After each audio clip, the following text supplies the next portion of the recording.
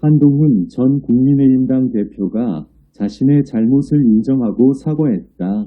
배신자라는 낙인과 함께 한 국가의 운명을 나락으로 떨어뜨린 한동훈 전 대표가 1년여 만에 자신의 죄과를 반성하는 발언을 한 것이다. 한동훈 전 대표는 1월 10일 오후 TV 조선 강적들 프로에 출연해 윤석열 대통령 이 탄핵을 당해 좌익 정권에 나라가 넘어가게 한 것에 대해 죄송하게 생각한다 고 고백했다.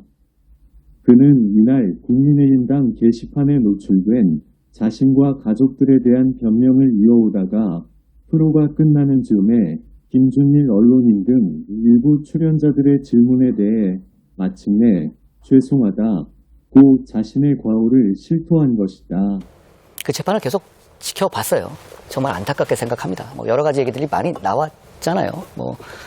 재판 과정에서 군인이라든가 다른 국무위원 쪽에다가 조금 책임을 미루는 듯한 발언을 하시는 것도 저런 말씀을 안 하셔야 되는데 라는 안타까움도 대단히 컸습니다.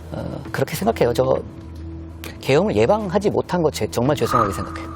그리고 또 지금 우리 당에서 이제 저에 대해서 굉장히 비토 생각을 가진 분들이 계엄 자체를 옹호하시는 분들도 굉장히 많았잖아요. 근데 그 단계를 일단 좀 넘어가지는 것 같아요. 계엄 자체는 이제 옹호할 수 없는 단계까지 온 거죠. 많은 분들이. 그런 분들도 그래도 탄핵은 안 했으면 좋지 않았을까 감정적으로 이렇게 생각하시는 분들도 많이 계세요. 근데 저는 지금 생각해봐도 그게 윤 대통령이 결국은 군통수권을 놓지 않을 생각이었고 그런 위험성 때문에 전 탄핵에 불가피했다고는 생각합니다만 또 감정적으로 오늘 전 여러 가지 조언을 주셨다시피 팩트와 또 인식은 좀 다르니까 그래도 그걸 안 했으면은 정권을 이런 무도한 정권한테 뺏기지 않았을 수 있는 거 아니야? 라는 감정적인 어떤 상처가 있다는 것도 제가 그거 잘 알아요. 그러니까 그 점에 대해서는 제가 좀 죄송하게 생각해요. 그때 제가 당대표를 했던 정치인으로서 죄송하다는 생각을 계속 하게 되네요. 한동훈의 배신은 개인의 차원을 넘어 한 나라의 체제를 뒤엎은 세계사 적 아이콘의 상징이 되어 있다. 한 개인이 행한 배신의 결과가 한 국가의 운명에까지 미치게 한 사례는 세계사적으로 결코 흔한 일은 아니다. 세계사에 등장하는 배신의 아이콘은 유다와 브루투스가 있다. 그리고 1780년 미국 독립전쟁 당시 공적 다툼 끝에 영국군에 투항해 미국민의 저주를 받은 베네딕트 아놀드와 일본 전국시대 주군 오다 노부나가를 대신해 불에 타 죽게 한 아케치 미츠히데 등이 세계사에 기록되고 있다. 그렇다면 이들과 한동훈의 배신은 어떤 강도의 차이가 있는 것인가? 스스로 자신의 죄과를 인정한 시점에 그 죄과의 깊이를 재단하는 것 또한 당연하다 할 것이다. 대한민국이 처해 있는 오늘의 이 국가적 참상의 시작은 윤석열 대통령이 내린 비상계엄을 내란으로 몰고 가며 민주당과 합시해 탄핵을 주도한 한동훈과 그 일부 세력이 모태가 되었기 때문이다.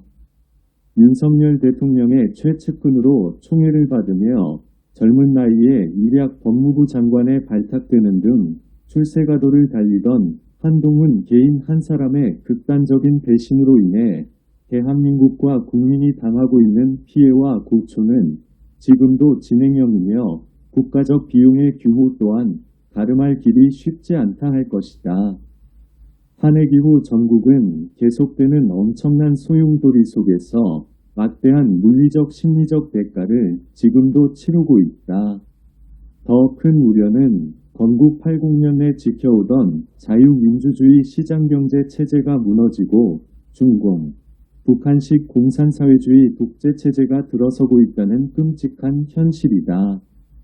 탄핵의 외줄을 타고 정권을 쟁취한 이재명 정부의 가장 큰 오류는 대한민국의 헌정 질서를 무너뜨리고 공산사회주의 독재국가 체제로 가고 있다는 사실이다. 헌법을 유린하며 태동한 내란 특검은 윤석열 전 대통령에 대해 사형을 구형할 태세를 예고하고 있다. 이제 사죄의 변을 밝힌 한동훈 전 대표의 또 다른 역할이 중요한 시점에 와 있다 할 것이다.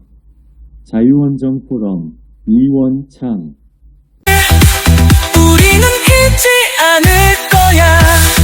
배신자들 이름을 부르며 우리는 다시 일어설 거야. 끝까지 배신자를